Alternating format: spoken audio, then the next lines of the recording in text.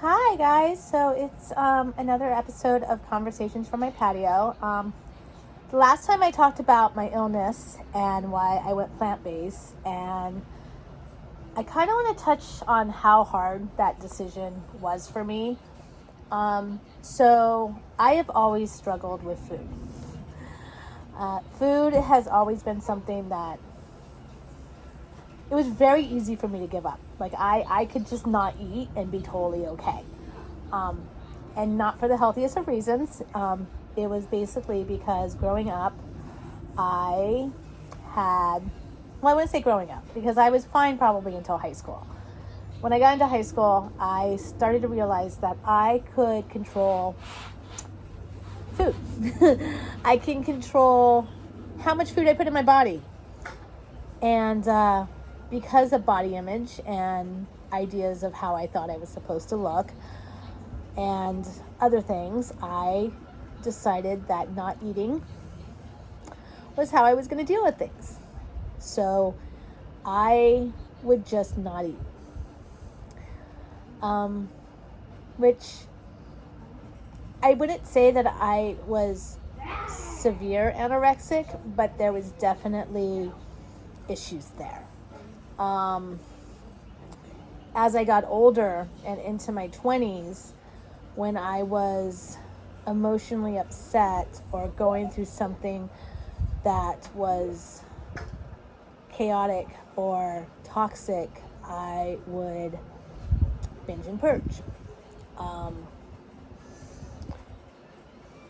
And I would replace food with other things like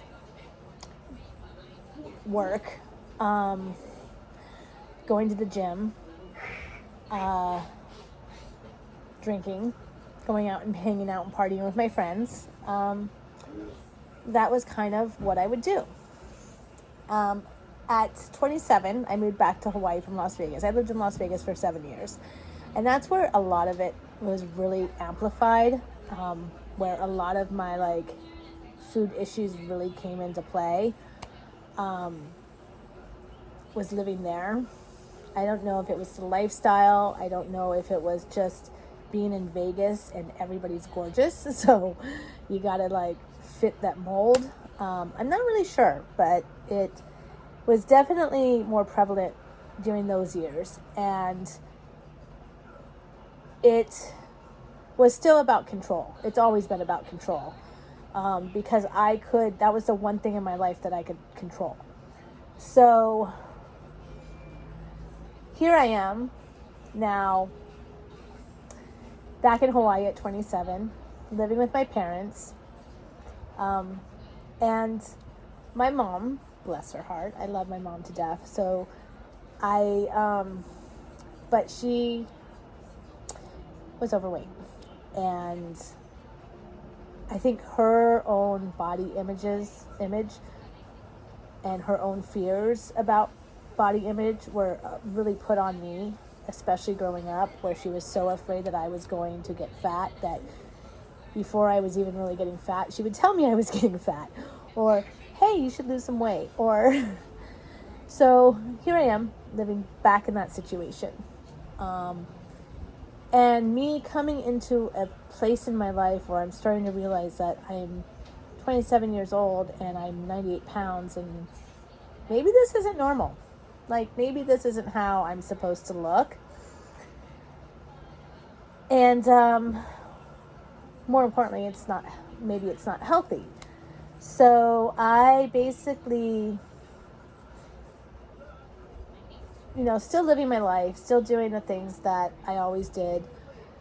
It was on the back of my mind, but I didn't really change anything. And I still was really picky eater. There's still a lot of things I wouldn't eat. One of my craziest things about me is that I did not like to eat in front of people. I would get very self-conscious when I ate in front of people. So if I was going to an event or if I was going over to someone's house for dinner, I wouldn't really eat. I would nibble, but I wouldn't really eat. And that was kind of or if I was out with my friends, I wouldn't grab something to eat. I just wouldn't eat. So, just so silly now that I look back on it. But yeah, I really had a hard time eating in front of people. And then I met my husband, who is a chef. And he kind of changed food for me. Like he definitely was, he changed food for me. He made me love food. He made me, or I wouldn't say made's not the right word. He helped me to develop a better relationship with food and really start to enjoy food and stop looking at food like it was just something that I had to do, but something that I could really enjoy and really love and partake in. And through that, I realized I wasted a lot of time. Like, I wasted a lot of time worrying about what I was eating and what I was putting into my body, and not really focusing on the enjoyment of it and how fun it is. And in fact, I remember one of our first date, we went out for crab. And remember, I'm the person who did not like to eat in front of people, but he really wanted crab. Sorry, my child's home. So he really wanted crab, so we went and did this whole crab thing. And crab is like on my list of things never to eat on a date, by the way. And here I am on like a first date, I would kind of call it. It wasn't really a date. It was just really two friends going out for dinner, but then we ended up dating. And we got this big, huge trash can lid of crab. And I just went all in. I went all in. And I was like picking up crab and like gnawing it with my hands. And like, it was so much fun. It was so much fun. And I wasn't subconscious about it. And I didn't feel uncomfortable. Like, I just was having fun. And that just kind of opened it up for me. And from there, I mean, the stuff that he got me to eat. He got me to eat fish. He got me to eat, I mean, I had beef heart with him. I had head cheese with him. I mean, there is like crazy amounts of food that I got to experience because of him. And I enjoyed it and I had fun. And it just opened up a whole new world for me for food. So here I am now. Well, let's talk about when I was diagnosed. So I'm diagnosed and I'm sitting with the nutritionist and she's telling me all the things I can't eat. And I'm seriously sitting there and I just want to cry. Like, I want to cry so much because I wasted so much time focusing on what I shouldn't eat and not enjoying food. And now here I am, years later, and because of my health, I now have to alter my whole diet, and all this food that I have come to love and enjoy, and it's just gone. Like, I can't eat it anymore. Like, it's not good for me. Like, it will literally kill me if I eat it. Like, it would kill me right now to go out and have a steak. Like, it would put me in a hospital. And I love steak. That is not fair. But here I am. Yeah, here I am. And it's crazy to me. It's like crazy, like how it turned out. Like how it turned out that it took me so long to love and enjoy and respect food.